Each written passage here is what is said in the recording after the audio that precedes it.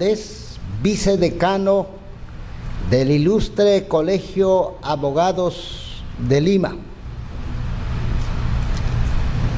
Señor doctor Omar Toledo Toribio,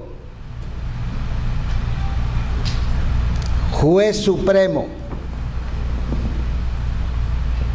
de la Corte Suprema de la República.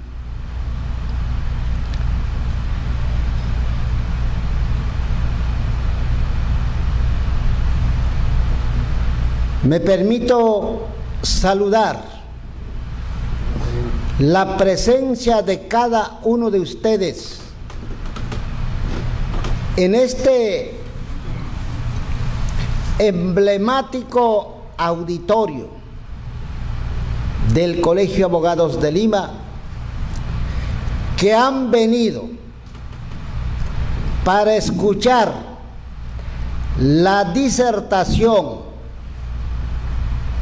de los profesionales ilustres que tenemos a la vista. ¿Por qué preferimos muchas veces que vengan a dictar conferencias magistrados y docentes? Porque queremos intercambiar opiniones de carácter jurídico. Sin el adecuado estudio del derecho y ciencia política,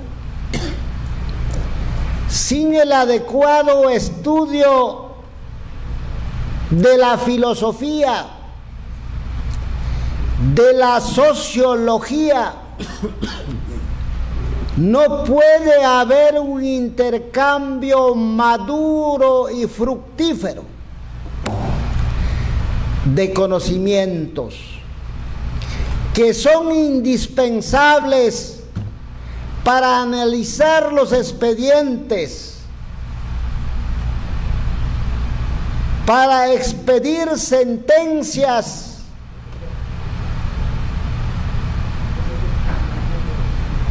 que contengan justicia predecible. Porque en nuestro medio el juez tiene excepcional importancia dentro de la sociedad, porque al juez le encargamos la protección de nuestra libertad, la protección de nuestra dignidad, de nuestra moral, la protección de nuestros bienes patrimoniales y extrapatrimoniales. Por eso un magistrado, un juez, tiene excepcional importancia dentro del contexto social. Me refiero con estas palabras al ilustre magistrado, doctor Omar Toledo Toribio. Le ruego dispensarme, que quiero pavonearme un poco, decirlos de que el doctor vocal supremo, que me dejó lejos, ha sido mi alumno en pregrado en la gloriosa Facultad de Derecho de la Universidad Nacional Mayor de San Marcos. Además, he tenido la suerte de ser su jurado para optar el grado académico de doctor. Y ahora también digo, el ilustre maestro Francisco Gómez Valdés ha sido también de mi promoción, un maestro con mucha altura intelectual, un maestro que nos enseña acá la lealtad a la institución, un maestro cuando interviene capta la atención del alumno más indiferente, y en los pasadizos de las facultades siempre está rodeado de sus condiscípulos. Solo logran hacer eso los maestros. Profesores abundamos, maestros hay muy escasos. Por eso ahora han venido, gracias, y desde ya agradecemos y expresamos nuestros perdurables augurios en su futuro profesional. El doctor Omar Toledo va a exponer sobre el tema la constitución política del Estado y la acción persecutoria de derechos laborales. Y el señor doctor Francisco Gómez Valdés va a exponer sobre el tema las demandas colectivas y el principio de economía procesal. Y para finalizar me permito saludar a un miembro de nuestro ilustre colegio, a la doctora Clementina Carrasco, que ha llegado en estos momentos.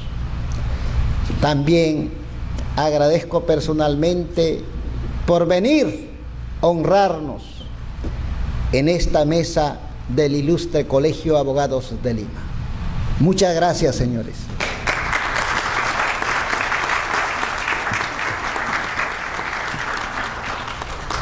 Bien, señoras y señores, muy agradecido al señor doctor Simeón Huancahuari Flores, director de Comunicaciones e Informática Jurídica de la Orden, por sus palabras de salud.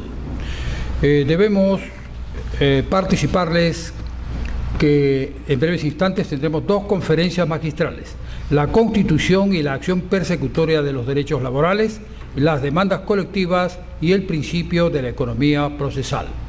En primer lugar, vamos a saludar la presencia y la exposición con el tema la Constitución y la acción persecutoria de los derechos laborales al distinguido magistrado doctor Omar Toledo Toribio. Lo recibimos con un fuerte aplauso, por favor. Adelante.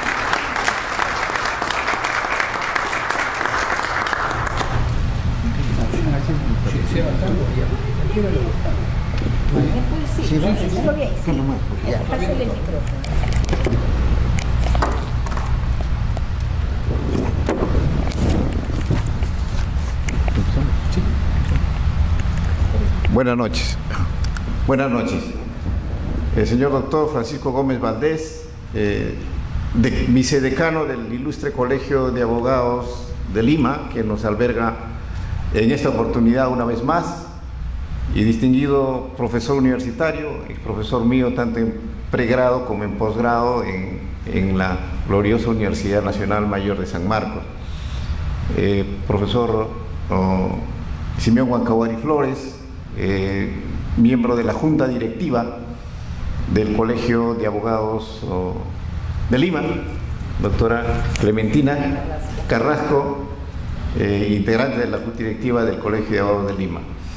En primer lugar, quiero agradecer las palabras auspiciosas que ha expresado el profesor Huancahuari respecto a mi persona, que no revelan sino la consideración que me tiene como alumno en la Universidad Nacional Mayor de San Marcos y luego como colegas en la docencia en nuestra casa de estudios. El tema que nos ha convocado en esta oportunidad tiene que ver con la Constitución y el carácter persecutorio de los derechos de naturaleza laboral. En primer lugar, vamos a precisar el contenido constitucional de los derechos laborales, esto es, los principios laborales recogidos en la Constitución.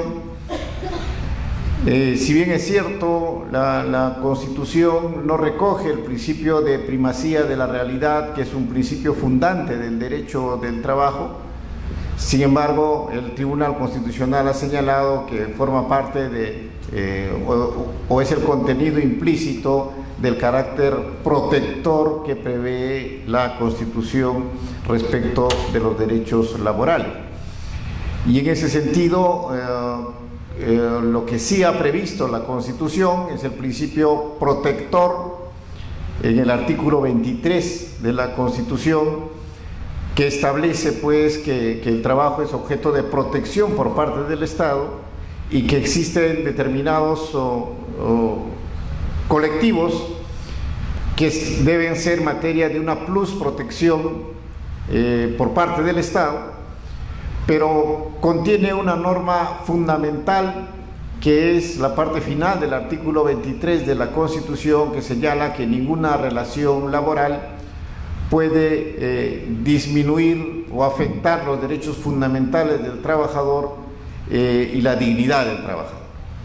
Y a partir de esta concepción del principio protector es que nace toda la doctrina de los derechos laborales de naturaleza inespecífica en el seno de la relación laboral, que son aquellos derechos que corresponden al trabajador como ciudadano. Quiere decir que el trabajador, cuando ingresa a la relación laboral, ingresa con el plexo de todos los derechos constitucionales y fundamentales que le corresponden como persona. Y en ese sentido, si bien es cierto, el empleador tiene facultades de dirección y tiene facultades disciplinarias respecto del trabajador, el límite o la frontera son los derechos fundamentales del trabajador. Y a partir de allí, creo que se debe trabajar el desarrollo de diversos aspectos que tienen que ver con la problemática actual que estamos atravesando en lo que se refiere a los derechos laborales. Haciendo una parte, tenemos el tema complicado que tiene que ver con la tipificación de los despidos inconstitucionales, ¿no? Desde la sentencia Llanos Huasco, en que se crea jurisprudencialmente las figuras del despido incausado y fraudulento, existe un ocio legislativo hasta la fecha que no ha desarrollado la naturaleza de estos tipos de despido creados jurisprudencialmente.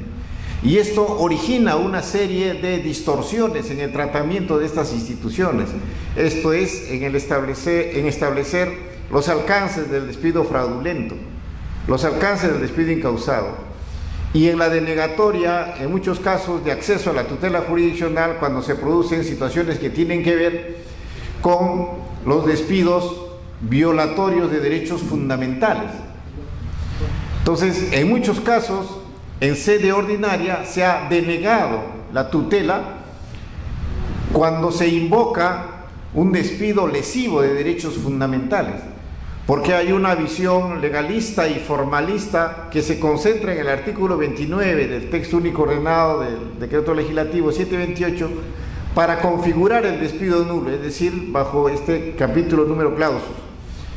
Sin embargo, existen situaciones que pueden afectar los derechos fundamentales a raíz precisamente de la desvinculación del trabajador, como es el caso de los trabajadores que además o después de haber sido sancionados con una sanción como la suspensión, luego son despedidos por el mismo hecho. Y entonces estamos aquí ante un típico caso del ne bis in idem, que bajo la configuración del artículo 29 no se podría catalogar como un despido nulo. Por ello es que nosotros consideramos que es posible cautelar de cara al artículo 2.2 de la nueva Ley Procesal de Trabajo todo tipo de despido, incluyendo el despido lesivo de derechos fundamentales. La jurisprudencia ordinaria hasta la fecha concibe la afectación del principio de proporcionalidad y razonabilidad en el despido como si se tratara de un despido arbitrario, pero sabemos que el principio de razonabilidad y proporcionalidad se encuentra contemplado en la Constitución en el artículo 200 y por lo tanto estaría dentro de aquellos derechos de titularidad inespecífica del trabajador que podrían ser tutelados bajo la figura del despido lesivo de derechos fundamentales con fines de reposición. Entonces, si bien es cierto, la Constitución establece un marco de protección a partir del principio protector del artículo 23 de la Constitución, existen situaciones que es necesario se contemplen, ¿no? De pronto, en alguna oportunidad hemos planteado nosotros que podría abrirse el artículo 29 del texto único ordenado del decreto legislativo 728 para comprender como despido nulo no solamente a las 5 situaciones previstas en la ley, sino además definir el despido nulo, como es en otras legislaciones, a todo despido lesivo de derechos fundamentales. Y entonces aquí tendríamos configurado una protección mayor del trabajador frente a la tutela de sus derechos fundamentales en el seno de la relación laboral. Entonces, esto respecto del principio protector.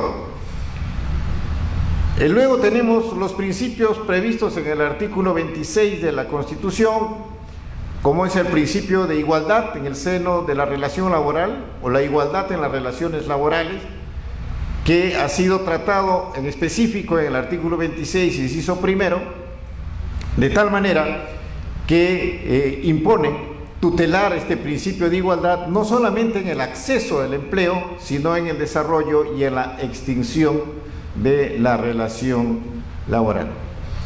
Luego tenemos el principio de irrenunciabilidad de derechos, ya vamos acercándonos a nuestro tema, que tiene que ver precisamente con esta protección, esta defensa o autodefensa normativa en beneficio del trabajador, quien por su condición inferior en muchos casos termina abdicando de sus derechos laborales, aún contra su voluntad, precisamente por su condición, por esta asimetría que existe en la relación laboral. Y por lo tanto tenemos este principio que tutela al trabajador de tal manera que el sistema jurídico no admite la abdicación de los derechos laborales de carácter imperativo, ¿no? De esa manera se tutela los derechos laborales de los trabajadores,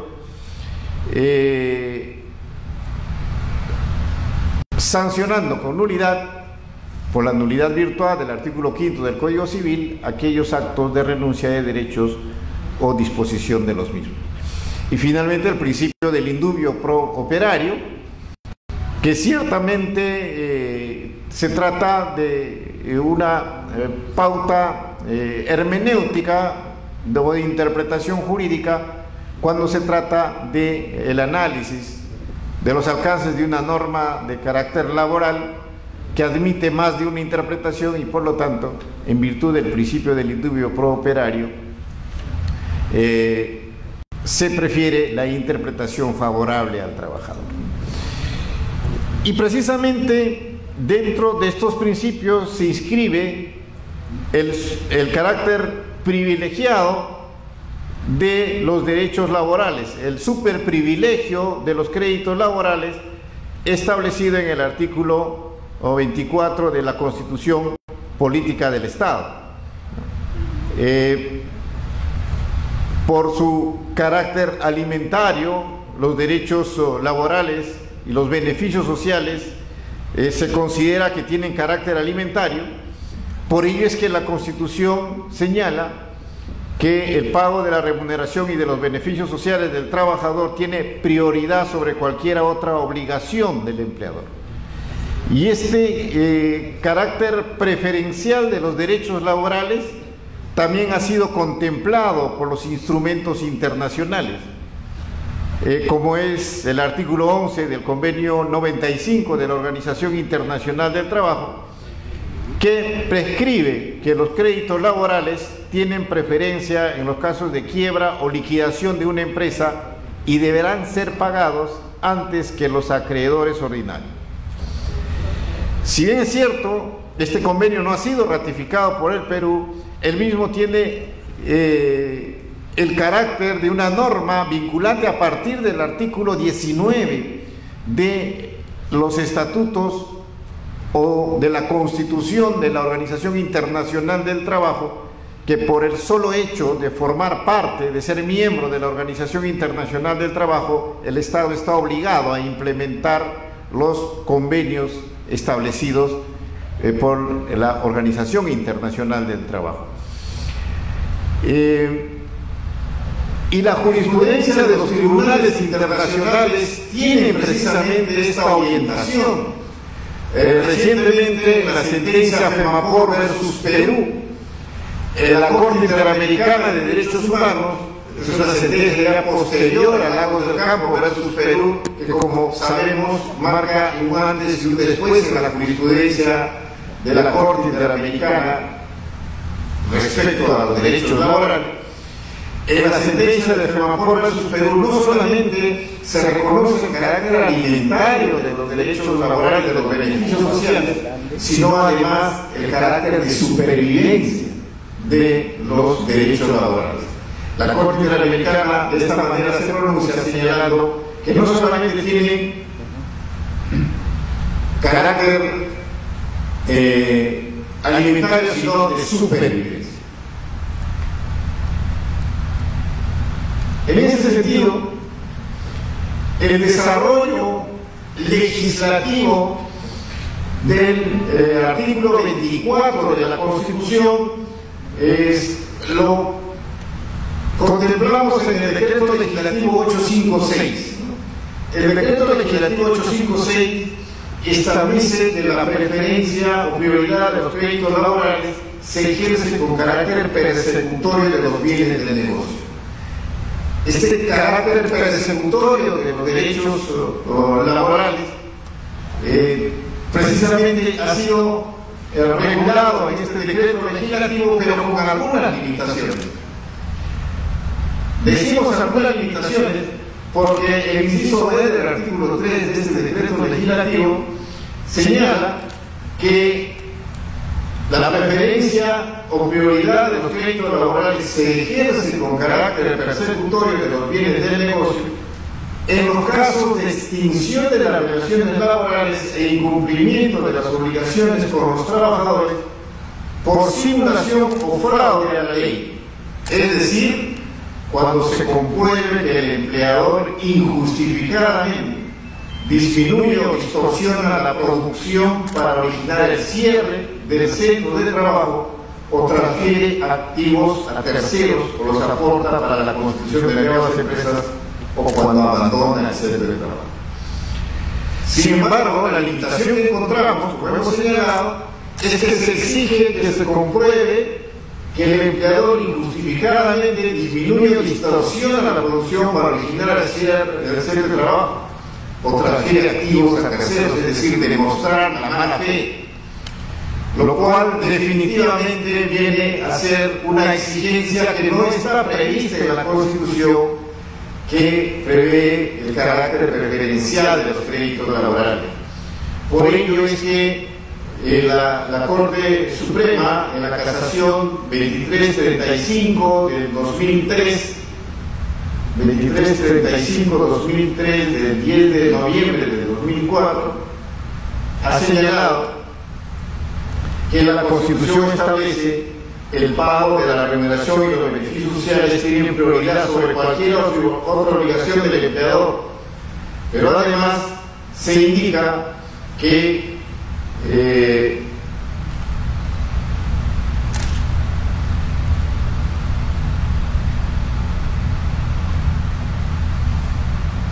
el decreto legislativo 856 establece condiciones no previstas por el legislador constituyente, es decir, que el contenido del citado decreto legislativo resulta incompatible con lo normado en la Constitución.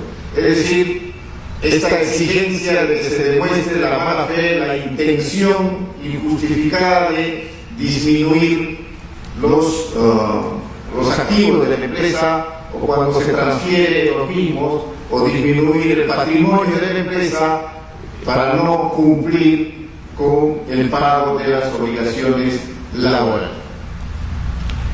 Igualmente, en la casación 1787-2002 de la Libertad, la Corte Suprema ha precisado que el artículo 24 de la Constitución Política del Estado es un dispositivo de jerarquía superior a cualquier otra norma legal vigente en nuestro país.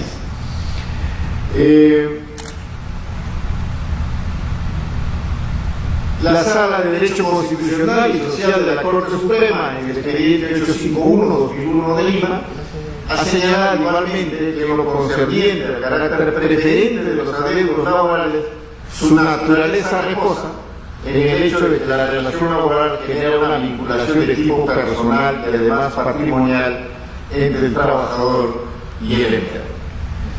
Y finalmente, la Sala Civil Transitoria de la Corte Suprema en la casación 342-2001 Lima y la Sala de Derecho Constitucional y Social Transitoria en la casación 1303-2003 Lambayeque señala que no se trata de identificar quién o quiénes ejercen actualmente la posesión de los bienes de la empresa originaria, o si hay algún vínculo familiar o personal de los terceros adquirientes con el empleador. De lo que se trata es de identificar los bienes, tener la certeza de que pertenecieron al empleador deudor y eventualmente realizar. Quiere decir, la fuerza del carácter preferencial de los créditos laborales y el carácter persecutorio de los beneficios sociales no exige que se tenga que identificar la vinculación que puede existir en quien posee el bien o quien tiene el bien bajo su dominio, sino determinar únicamente que pertenecieron al empleador para poder afectarlo, dado el carácter persecutorio de los beneficios sociales.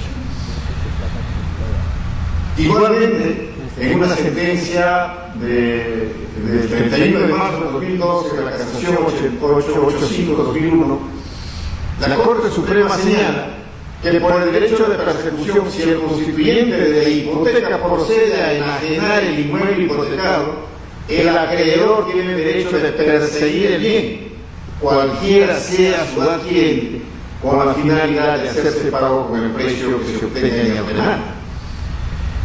Y el Tribunal Constitucional, en la sentencia del expediente 0122-2007, proceso de amparo seguido por un banco local, señala que en tal sentido y a partir de los fundamentos reseñados en el fundamento precedente, resulta de aplicación el artículo 3, inciso B del decreto legislativo 856. En cuanto al carácter irrenunciable de los derechos reconocidos en la Constitución y la ley, artículo 26.2, por lo que es posible la existencia de acciones persecutorias de parte del trabajador, incluso cuando el empleador haya transferido la propiedad por los activos de la empresa a terceros, para evitar o evadir sus obligaciones frente a los trabajadores, como ocurre en el proceso de auto. Esto nos permite señalar que incluso cuando se trata de una ejecución de garantía hipotecaria, la fuerza y el vigor del carácter preferencial de los derechos laborales y el carácter persecutorio de los mismos se impone. Sin embargo, el carácter persecutorio de los beneficios sociales tiene algunas limitaciones cuando se trata precisamente de identificar algunas acciones orientadas precisamente a desvirtuar la naturaleza jurídica de una persona jurídica, valga la redundancia. Quiere decir que por propia naturaleza la persona jurídica es un ente abstracto, es impenetrable. Sin embargo, la persona jurídica puede ser utilizada precisamente con el objeto de evadir el cumplimiento de obligaciones laborales, en cuyo caso los alcances del carácter persecutorio de los beneficios sociales no son suficientes. Esto es cuando se crea una empresa exprofesamente para limitar la responsabilidad del empleador frente a las obligaciones laborales. Cuando nosotros hemos visto un caso, por decir, hace muchos años, de una persona natural con negocio que tenía establecido un negocio de restaurante y que en ese entonces los beneficios sociales que abonaban al final de la relación laboral no es como ahora que existe la obligación de depositar semestralmente la CTS. El empleador tenía que hacer una reserva de los beneficios sociales para poder pagar al trabajador al final de la relación laboral. Se trataba de una empresa individual o de un negocio unipersonal, una persona natural con negocio, que tenía trabajadores en el restaurante. Y por ahí había transcurrido muchos años de actividad económica. Le aconsejaron crear una empresa individual de responsabilidad limitada para de esta manera no responder con su patrimonio propio por los beneficios sociales de los trabajadores que se había acumulado muchos años. Entonces, justamente se dio un caso en que se sentenció a la empresa individual de responsabilidad limitada creada a partir o con el aporte de los bienes de la empresa personal, de persona natural, pero que al ser vencida en juicio y entrar en la etapa de ejecución no era posible ejecutar porque los bienes con los cuales se había constituido, es decir, el aporte del capital mínimo y los bienes que representaban ello, no eran suficientes para responder por los beneficios sociales del trabajador.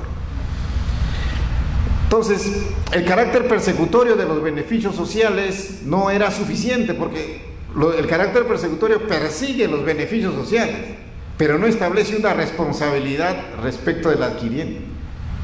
Es decir, se pueden realizar los beneficios sociales, pero no se puede responsabilizar por el pago de los beneficios sociales al adquirente. En ese sentido, en esa oportunidad, y a partir de los principios que hemos expuesto, como es el carácter preferencial de los créditos laborales, el principio de primacía de la realidad y el carácter irrenunciable de los derechos laborales, es que pudimos desarrollar una figura que no está reconocida en nuestro sistema legal, pero que en el lado laboral, que en el sector laboral es posible su aplicación en virtud de los principios mencionados. Esto es el levantamiento del velo societario en sede laboral, precisamente con el objeto de penetrar en la organización empresarial para descubrir la verdadera finalidad que había conllevado a la constitución de esa persona jurídica, y efectivamente la finalidad había sido evadir el cumplimiento de las obligaciones laborales a través de la constitución de una empresa individual de responsabilidad limitada. Y en ese sentido, este fue un pronunciamiento de los años 90, en los años del 2000 al 2010, en que de pronto fue un pronunciamiento de vanguardia, que incluso fue materia de comentario por el profesor Osvaldo Jusco a propósito del levantamiento del velo societario en una revista local, ¿no? Entonces,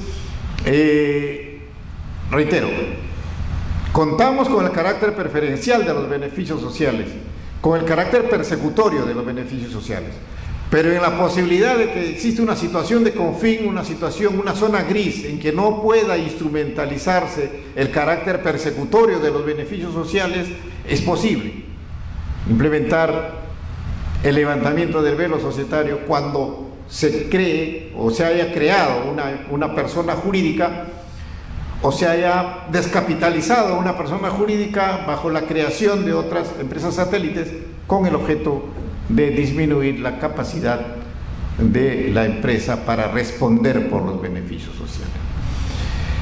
Creo que es esta reflexión que corresponde a propósito precisamente del carácter principista de los derechos laborales o del derecho del trabajo, a partir de estas consideraciones que hemos expuesto en este momento, agradeciendo vivamente su atención. Muchas gracias.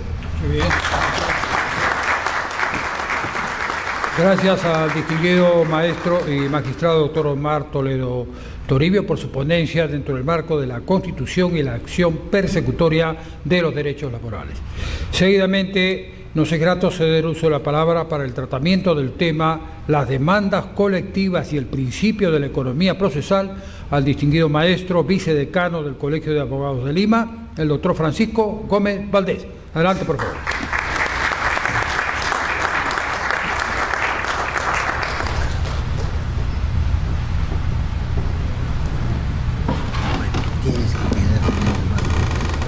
Muy buenas noches, distinguidos miembros de la mesa, directivos, doctor Omar Toledo, colegas aquí presentes, veo incluso magistrados igualmente, y público en general, muy buenas noches.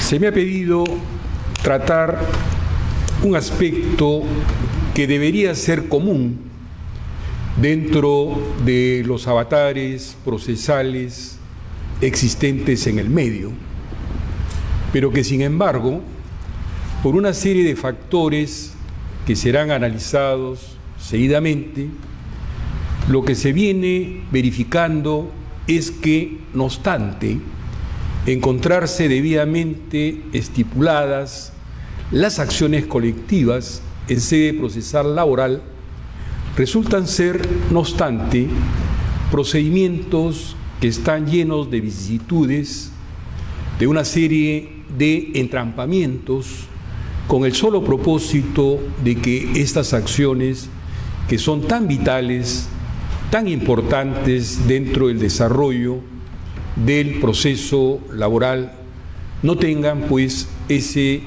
margen de posibilidad legal que la propia disposición así lo ha definido.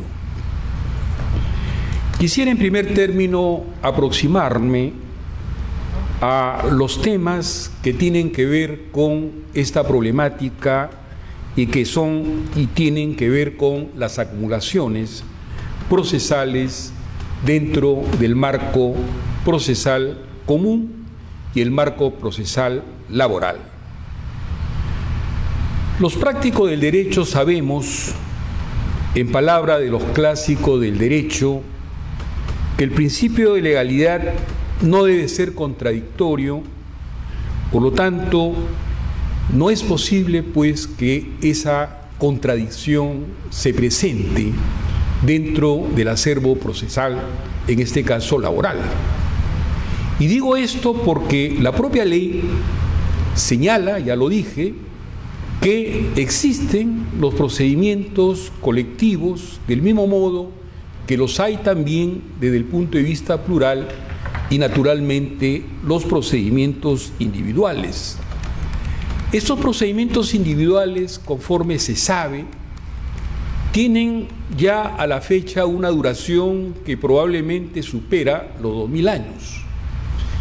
Y es que originalmente lo que existió para tratar de desarrollar una reivindicación, para tratar de recuperar un inmueble, lo que existió por entonces fueron las controversias individuales, ya que todo estuvo destinado en esa primera hora a tratar de llevar adelante lo que se conocían como las utilidades singulares de las personas, es decir, el marco estrictamente particular y privado.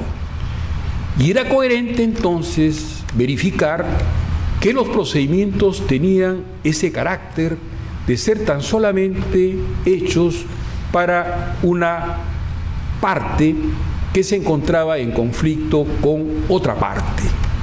Esta utilidad singular ha permanecido a lo largo de los tiempos y se mantiene aún ahora porque dentro del procedimiento civil es natural aún ahora, si es que vamos a tramitar un procedimiento patrimonial, que esas mismas características que hace un poco más de 2000 años surgieron dentro del procedimiento se mantengan casi de una forma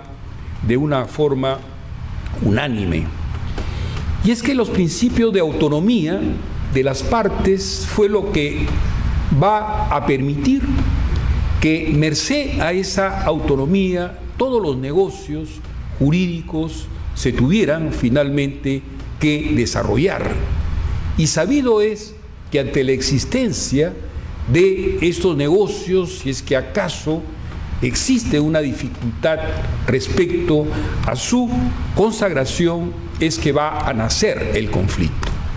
Y esos conflictos tuvieron esas características así definidas porque era la circunstancia, era el momento, y ya dentro del clímax de lo que podríamos llamar el carácter individual de toda esta progresión existente dentro de estos procedimientos, Adam Smith, que es el titular del individualismo, va a sostener pues que las riquezas única y exclusivamente se producen por la riqueza que a su vez en forma particular y personal pueda desarrollarse dentro de todos estos negocios jurídicos así existentes. Por lo tanto, esta característica de verificar al procedimiento dentro de esa esfera individual va a tener un revés sustantivo a consecuencia del inicio de la primera revolución industrial. Esta primera revolución industrial nace por la creación del industrialismo. Fue una idea magistral que tuvo James Watt de descubrir la máquina a vapor, que va a dar inicio a toda una situación inédita dentro de los procesos productivos que interpartes se habían hasta entonces, 1776, establecidos a nivel mundial. Por lo tanto, este criterio, esta invención, lo que va a propiciar será algo inédito dentro de lo que fue la humanidad hasta ese instante, porque se van a masificar los contratos, y esa masificación de esos contratos precisamente van a surgir dentro del estamento laboral. Con anterioridad a esa revolución, ni siquiera los intercambios entre las partes tenía cierta fluidez. Por eso es que las contrataciones y los conflictos inclusive no eran del todo asuntos que pudieran preocupar a la sociedad. Pero ya con el industrialismo se van a popularizar los contratos, pero también los conflictos laborales. Fue entonces que en 1806 Napoleón Bonaparte en Francia va a crear los tribunales de hombres prudentes, que son pues ahora los tribunales de trabajo. Por entonces no existía un nombre adecuado para siquiera calificar al trabajo. Por eso es que no se les pudo consignar a estos jueces como jueces de trabajo o jueces laborales, ya que esa terminología ha sido muy posterior a todas estas fechas que finalmente va a tener esa tipología, esa caracterización. Por lo tanto, pues será gracias a este código napoleónico también, bastante desconocido, porque siempre cuando se habla del código napoleónico es para verter lo relativo al código civil o al código de comercio. Pero también Napoleón, a pesar de que no fue jurista, fue simplemente un militar, pero tuvo esa proyección de poder, a partir de 1806, que se había dado prácticamente inicio al industrialismo, que pudo verificar que existían ya conflictos de trabajo que merecían de la existencia de un juez totalmente diferente y distinto a aquellos jueces que hasta entonces se habían encargado de resolver los conflictos individuales. También pensó que con el procedimiento común y con los jueces comunes de entonces no era posible tramitar un procedimiento que tenía estas nuevas características que, como el expositor anterior lo ha señalado, eran pues de carácter alimentario. Napoleón dispuso que los procedimientos debían tardar tan solamente 20 minutos para ser resueltos, y aquellos que tenían algún tipo de complejidad debían esperar el día viernes para que durante el weekend esos tribunales se encargaran de resolver estos nuevos conflictos laborales que empezaban a tener cierta vinculación. Pero no solamente fue eso, sino que va a crear una serie de principios que tuviesen que ver justamente con ese carácter célere que debía tener un procedimiento cuya característica fundamental era reparar asuntos de naturaleza alimentaria. Por eso es que va a crear la oralidad dentro del procedimiento. Y esa oralidad es uno de los bastiones principalísimos que tiene actualmente el procedimiento laboral actual. Va a establecer la gratuidad del procedimiento. Hasta entonces, aquello podía haber significado una herejía, ya que todos los procedimientos tienen un costo, y llevar adelante una imposición para que este nuevo tipo de procedimiento sea gratuito terminó siendo pues un acto absolutamente inédito, ignoto, hasta entonces dentro de la evolución que los procedimientos llevaban a cabo.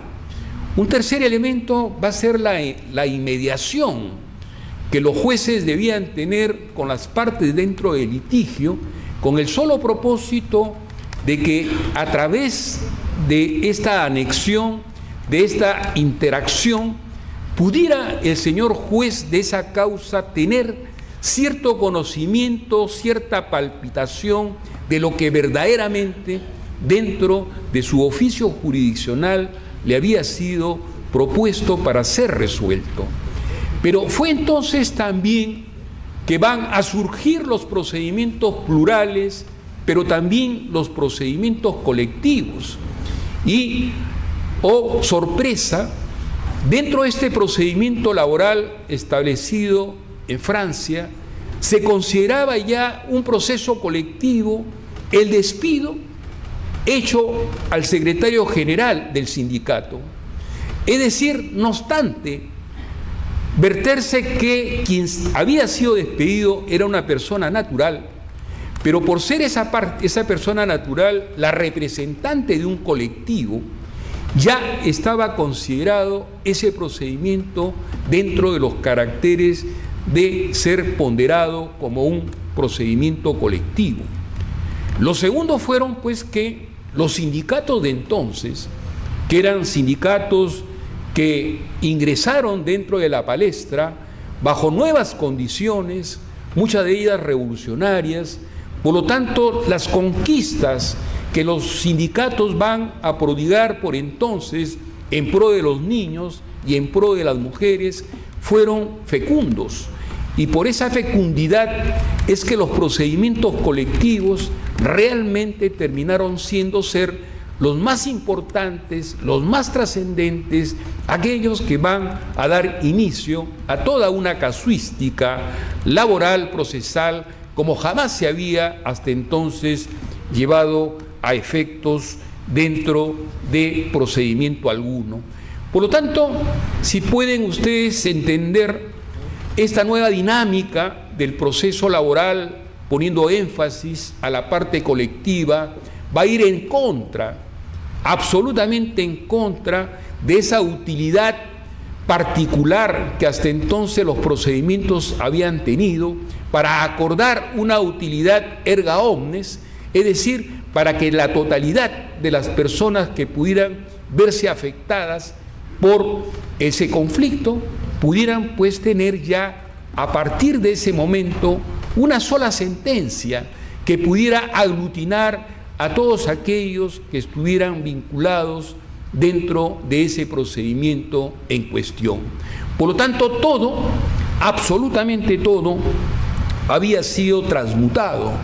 Los procedimientos únicos, los procedimientos individuales fueron desplazados por procedimientos que tenían otras características, que tenían otra dinámica, que poseían caracteres que hasta entonces, reitero, no habían sido estudiados por doctrina alguno y tampoco por doctrinario alguno, porque todo esto fue de una u otra forma espontánea, la creación de estos juzgados que luego se diseminaron un tanto por todos los lugares del mundo a la fecha.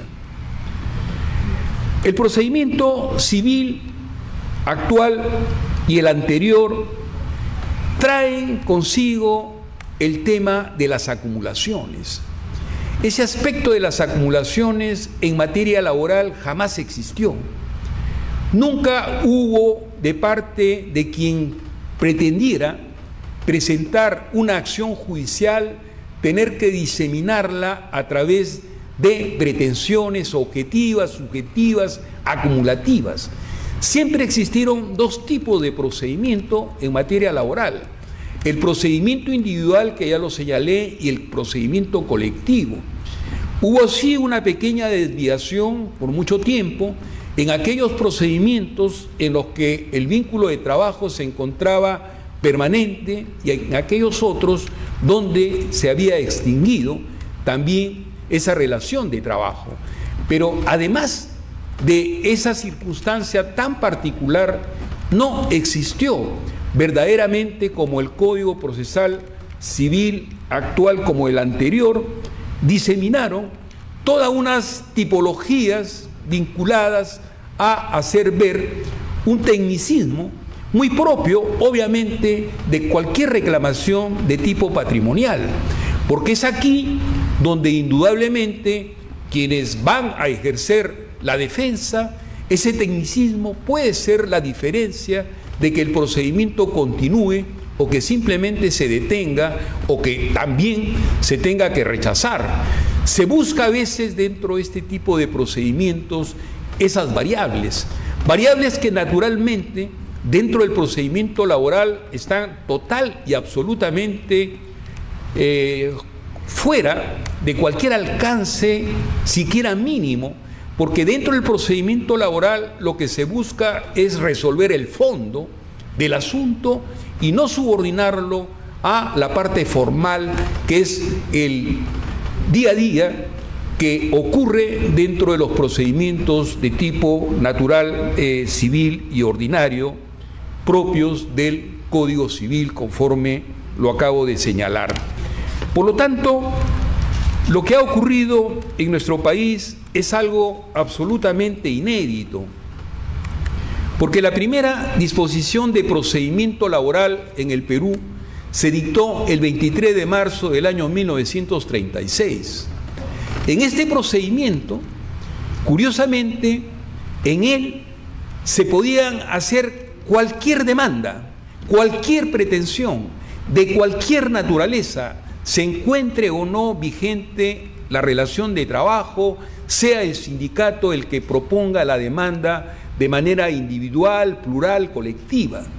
Fue verdaderamente el inicio, 1936, de una conjunción, de una coherencia que hasta entonces los procedimientos habían así merecido esa atención y sobre todo ese respeto. De ahí pues que era suficiente que un solo juez de trabajo con 2 secretarios hicieran la gran diferencia de poder desarrollar todo un procedimiento laboral en tiempos récords y en épocas todavía en las que los actos procesales eran hechos a mano.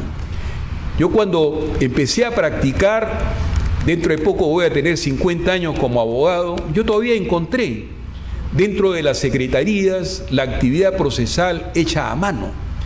Y no obstante que las resoluciones tenían ese carácter y no la modernidad que en la actualidad existe, los procedimientos eran céleres, eran procedimientos que no tardaban, eran procedimientos que verdaderamente hacían ver que lo que se estaba discutiendo en esa instancia era algo trascendente.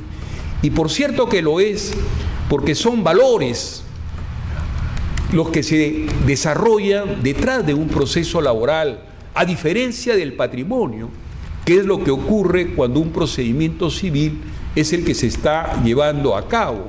Por lo tanto, entre los valores y el patrimonio, encontramos pues la gran diferencia que existió, que debería existir y que debe existir también aún ahora, para que los procedimientos verdaderamente no tengan esas tribulaciones que en la actualidad nosotros verificamos. El Decreto Supremo, igualmente 007 del año 71, tuvo igualmente esa misma característica hasta llegar al año 1980. El Decreto Supremo 003 del año 1980, al igual que los procedimientos anteriores, tuvo ese perfil de no inmiscuir dentro del procedimiento aquel tecnicismo propio del procedimiento civil, con la finalidad de que estos procesos sean claros, sean verdaderamente directos y que vayan fundamentalmente a tratar de resolver aquello que en sustancia es motivo de esa controversia. Ha sido con la ley 26636 del 14 de junio del año 1996 que todo cambió en nuestro país. Se introduce todo este aparato paquidérmico de las pretensiones del campo civil para que también dentro del laboral exista exactamente esa suerte de asimetría para que el procedimiento laboral se desenvuelva dentro de parámetros que no fueron aquellos que de sus inicios terminó siendo la herencia legal que sobre el particular fue erigido. Y es así pues como ya a partir del año 96 nosotros podemos verificar con mucha tranquilidad, entre comillas, cómo de pronto un procedimiento puede ser calificado en forma negativa por un órgano jurisdiccional, porque la pretensión, la acumulación, el procedimiento que tenga una característica plural o colectiva, simplemente por una decisión del órgano jurisdiccional se dispone de que ese proceso no debe tener esa conducción, y si acaso la conducción se lleva adelante, también se ha podido verificar que en el camino ese señor juez que ordenó que el procedimiento tenga esa característica colectiva se tenga que desacumular con la finalidad de que el procedimiento se lleve a cabo en forma individual. Esto es tan absurdo que yo tuve un procedimiento donde los que reclamaban la acción eran aproximadamente 800 personas. El juez procedió en forma colectiva a admitir la demanda, pero no pasó mucho tiempo y ordenó la desacumulación de todos los procedimientos. Me dio 5 días para hacer las acciones judiciales de 800 personas. Imagínense ustedes pues esa arbitrariedad jurisdiccional, imagínense ustedes esa suerte de alergia que muchos órganos jurisdiccionales tienen para llevar adelante el procedimiento dentro de los cánones establecidos para que de forma colectiva se puedan interponer estas acciones. Y la actual ley 29497 del 15 de enero del año 2009 reditúa esa situación absolutamente contradictoria que acabo ya de señalar para permitir igualmente que dentro de estos procedimientos las pretensiones, tal cual el Código Procesal Civil así lo determina la primera disposición transitoria y complementaria, se tenga que apoderar de este tipo de procedimientos, mientras que la legislación anterior, de una forma todavía no del todo directa, habló sobre el tema de las pretensiones, pero ya el actual procedimiento, así a fardo cerrado, ha sostenido pues de que todas las acciones procesales laborales puedan tener ese refugio técnico procesal que verdaderamente no deja de ser un verdadero dolor de cabeza. Todo esto pues, señores, lo que ha determinado es de que el principio de economía procesal, que es uno de los baluartes a través de los cuales finalmente estas acumulaciones, estos procedimientos plurales, esos procedimientos colectivos deben merecer esa atención de una frustración que verdaderamente esperemos pueda en un momento determinado ser levantada. ¿Por qué? Porque a través de la economía procesal, la conexidad de las pretensiones es lo que va finalmente a permitirnos de una manera directa que por esa conexión de afectar la situación laboral no de un trabajador. Generalmente, y eso por experiencia personal, se los tengo que comentar, por experiencia personal, en aquel centro de trabajo donde se ha afectado a un trabajador, con toda seguridad se ha afectado a la totalidad de ellos. Yo tuve una experiencia muy singular que quiero compartir con ustedes. Eran épocas muy difíciles de la dictadura y aparece un grupo de 3 trabajadores aproximadamente pidiéndome llevar adelante un proceso judicial vinculado con la restitución de una bonificación. Lo primero que les señalé fue que el momento no era el mejor para interponer una acción judicial, toda vez de que la vinculación laboral se encontraba en ese momento en ejercicio, que podían existir represalias, etcétera, etcétera. Pero esos 3 trabajadores me señalaron de que de todas maneras ellos sí o sí querían que se llevara a cabo esa acción judicial en forma individual. Pues bien, dentro de mi estrategia pensé en un momento que hacerlo en forma individual era incorrecto. Me contacté con la Federación de Trabajadores de ese centro de trabajo para hacer la demanda en forma colectiva. Y así lo hicimos en el puerto de Matarani. En el puerto de Matarani, en las 3 instancias administrativas, porque los procedimientos por entonces tenían ese carácter, declararon fundada la demanda. Cuando se tenía que ejecutar esa resolución, lo que aconteció fue que el Estado, por entonces, dictó una resolución ministerial dejando sin efecto todas esas resoluciones administrativas que han sido evacuadas y fueron destituidos las autoridades que entonces habían firmado esa resolución. Esa fue la razón por la que tuve que hacer esa acción individual a esos 3 trabajadores.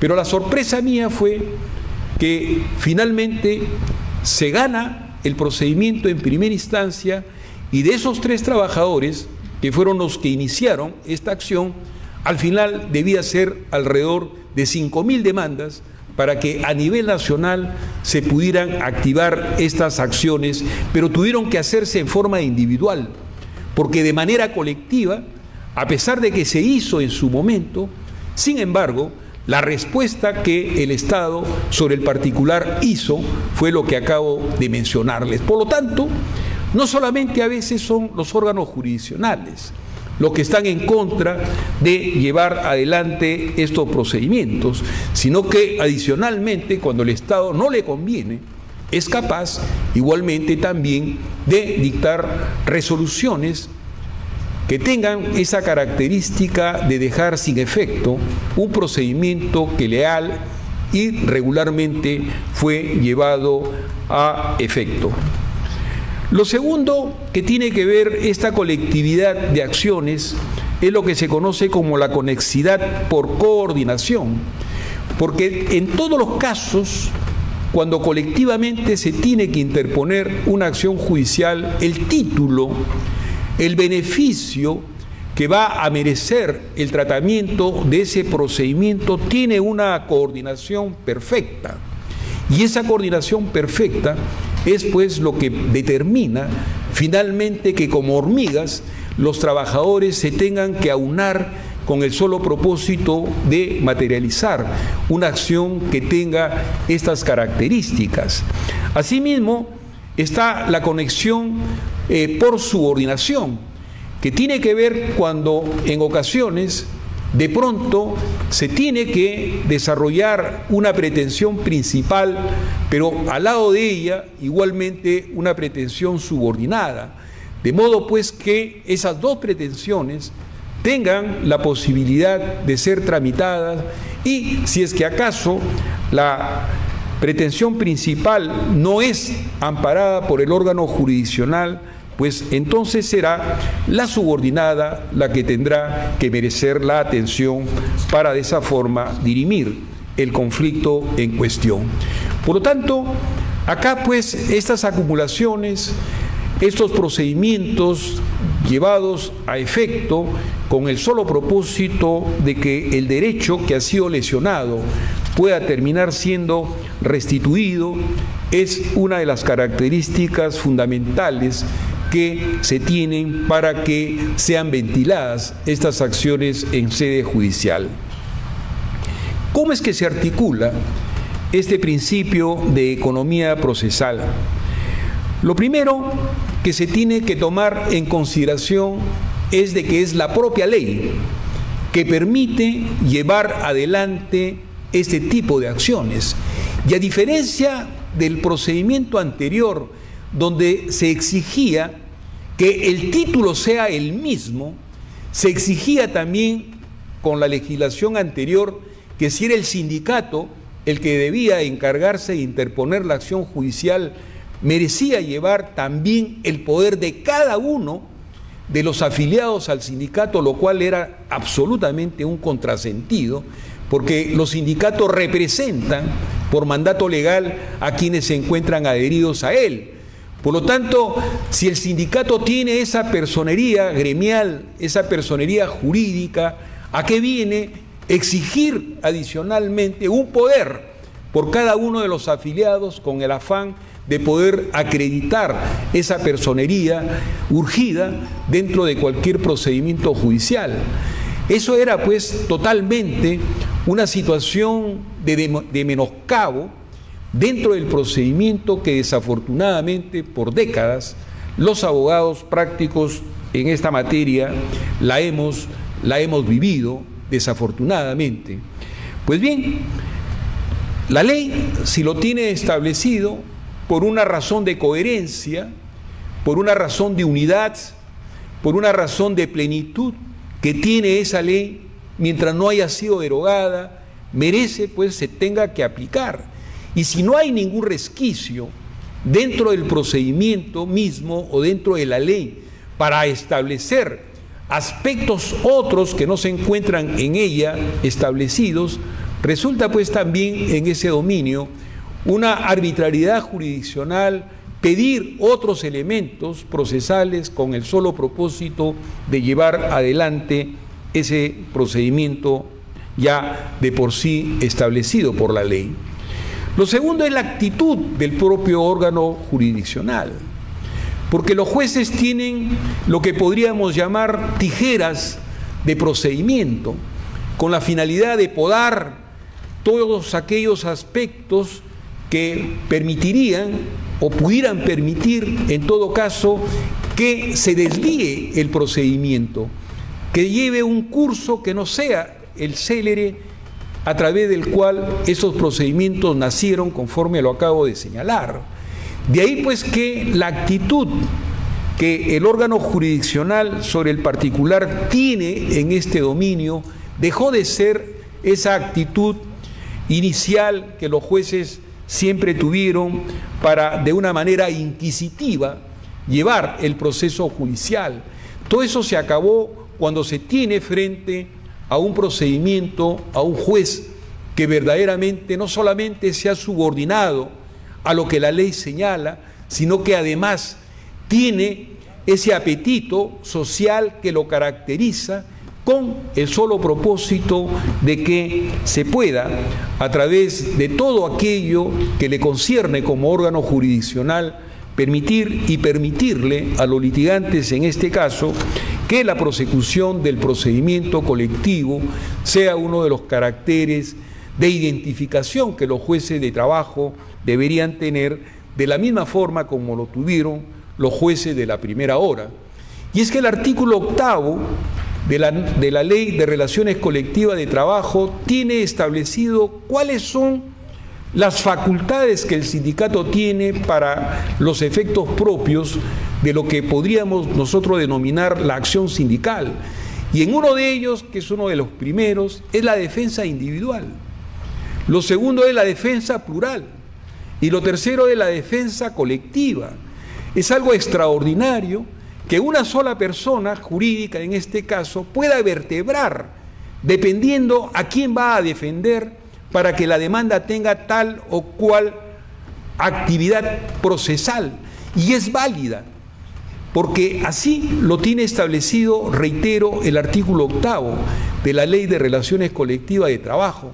Es una de las grandes maravillas que el procedimiento laboral, en este caso, hace para que lo colectivo y lo individual se entremezcle con el solo propósito de que el factor de trabajo que los sindicatos tienen dentro del dominio colectivo se pueda materializar de una forma directa, de una forma que verdaderamente concite la atención de entender que se está respetando el derecho a la defensa colectiva. Por lo tanto, acá en primer término, ya para concluir, nosotros nos encontramos pues con que las pretensiones colectivas en estricto son pretensiones que pertenecen a las organizaciones sindicales, y las organizaciones sindicales están premunidas de un derecho de acción que la propia Ley de Relaciones Colectivas le ha señalado. Por lo tanto, castrar esa posibilidad es generar un ambiente de procesalidad que no es el que corresponde, verbigracia aquel ejemplo que les señalé hace un momento, de esa demanda que involucraba a cerca de 800 personas, se desacumularon con el solo propósito de hacer demandas individuales. ¿A qué viene todo eso? ¿Tiene algún sentido? ¿Hay un principio de razonabilidad que sobre el particular pueda justificar tamaña situación? Por cierto que no. Lo segundo es de que todo proceso debe ser eficaz. La eficacia de un procedimiento siempre estará en la dirección de que ese procedimiento lleve finalmente a las partes a tratar de que con la sentencia se tenga que restituir la paz social que generó el conflicto mismo. Y la eficacia aquí lo tiene pues el órgano jurisdiccional, de hacer ver y hacerse ver y hacer comprender también que si la ley le permite que un procedimiento tenga estas características colectivas, no habría ninguna razón para evitar que las mismas se tengan que realmente distorsionar. Y finalmente, las pretensiones son derechos fundamentales. El derecho fundamental de una pretensión importa a que es única, es indelegable. El juez, a pesar de todo el poder que tiene dentro de un procedimiento, no la puede enmendar, no la puede rectificar, no puede abdicar a su función. Y por esa razón, pues, si se trata de un derecho fundamental y vivimos en un Estado constitucional del derecho, o se respeta la Constitución o no se respeta. Y ese es el clamor, pues, que sobre el particular, en forma particular también lo señalo. Y finalmente creo yo que deberíamos aprovechar que se encuentra acá con nosotros el doctor Omar Toledo para que auspicie un pleno jurisdiccional que trate realmente de hacer que estos conflictos colectivos, estos conflictos plurales, sean el galardón más preciado que los jueces de trabajo deberían tener para que la administración de justicia en el Perú sea mucho más ágil. Muchas gracias.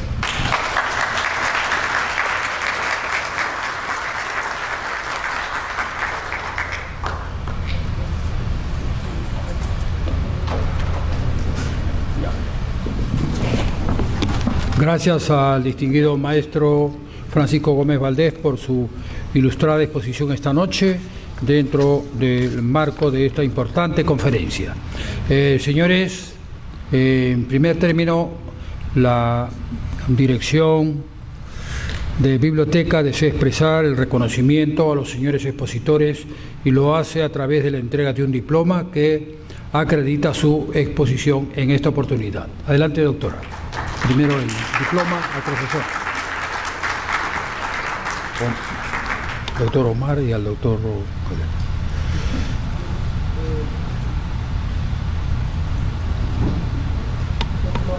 Francisco Gómez Valdés. Doctor, es un honor realmente hacer la entrega de este diploma por esta magistrada exposición en Derecho Laboral, que ha sido, se agradece de toda esta concurrencia, sobre todo esta ilustración tan importante en una materia de la cual una sociedad actualmente adolece y que vamos siempre como abogados en busca de todas las correcciones para que podamos llegar a nobles y justas soluciones. Ya con el doctor. Aplausos para el maestro Francisco Gómez Valdés. La foto, mirando a la cámara.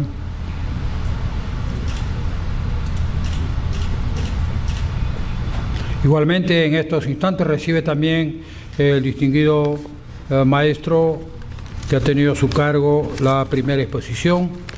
También la señora directora le hace entrega del diploma de reconocimiento. El señor doctor Huancahuari, director de comunicaciones, le hace entrega de este diploma. Adelante, por favor. Señor doctor Omar Toledo Toribio, nuestro auditorio se engalana con su presencia y su abnegada labor de magistrados y docentes que nos ha concedido estar acá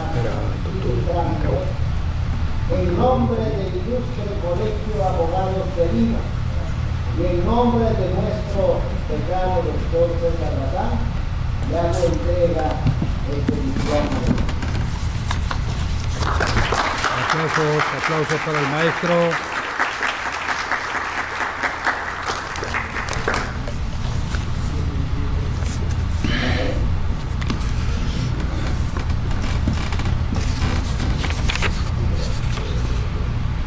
Bien, igualmente, señoras y señores, les anunciamos que la organización y auspicio de este evento ha estado a cargo directamente de la Dirección de Comunicaciones que conduce precisamente el señor doctor Simeón Huancahuari Flores. El reconocimiento de la orden y del señor decano al doctor Simeón Huancahuari Flores y le hace entrega del diploma correspondiente que acredita su participación.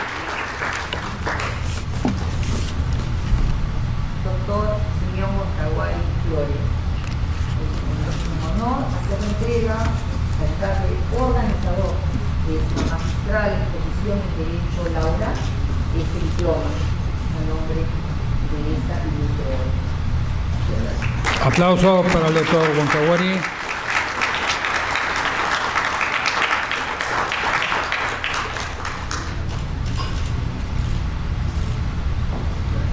Muy bien, señoras y señores, en este acto anunciamos la palabra de la señora directora de Biblioteca y Centro de Documentación, quien procede al acto de clausura de este importante acto académico, la doctora Clementina Carrasco Zapata. Adelante, doctora.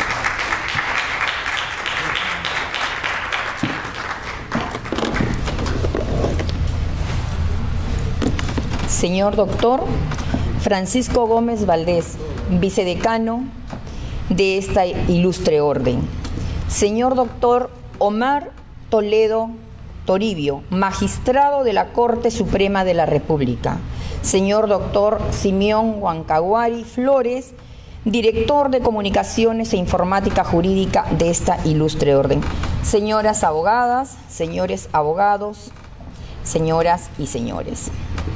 Estimados colegas, hemos asistido el día de hoy a dos magistrales exposiciones a cargo de distinguidos juristas como son el doctor Omar Toledo Toribio y el doctor Francisco Gómez Valdés, quienes en base a sus conocimientos, su experiencia e ilustración nos han dado una cátedra de materia de derecho laboral. Nos han brindado una sustancial cátedra, cada uno en los temas de su propia especialización, como son la prevalencia de la Constitución en el ámbito de la protección de los derechos laborales, y se ha tratado con amplitud el tema relacionado con el derecho colectivo del trabajo. Efectivamente, hemos comprendido con mayor precisión que el derecho laboral debe entenderse como aquellas normas jurídicas que regulan las relaciones directas entre los trabajadores particulares y el empresario. Y por otra parte, hemos escuchado también con amplitud que el derecho laboral colectivo sirve para velar los derechos de los trabajadores en general con el servicio de los empresarios o de las empresas. Debemos felicitar a los profesores que nos han ilustrado esta noche con su participación, por cuanto en realidad han sido 2 clases magistrales de profundo contenido académico, y en este caso debemos destacar que se ha insistido, como corresponde, en señalar que la Constitución Política del Estado prevé su protección, y esta es una de las razones por las cuales nuestro ilustre colegio convoca a los miembros de la orden y estudiantes de Derecho, porque es necesario que tanto las organizaciones empresariales como las organizaciones de los trabajadores deben entender que las relaciones laborales óptimas, justas y positivas son una necesidad como garantía de la estabilidad social, y contribuyen sin duda alguna al fortalecimiento de la seguridad jurídica en nuestro país. Señoras y señores, en representación del señor decano de esta ilustre orden, el doctor César Bazán Naveda, les damos el agradecimiento profundo por su presencia y por haber tenido esta oportunidad, todos los acá presentes, de haber enriquecido nuestros conocimientos a través de estas magistrales exposiciones en derecho laboral. Muchas gracias.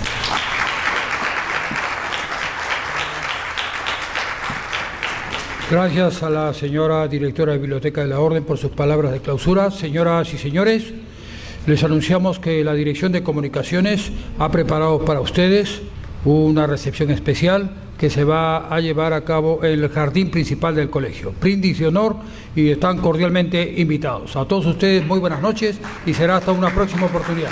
Los esperamos en el jardín principal del colegio, que tenemos este brindis ya listo para ustedes. Gracias, buenas noches.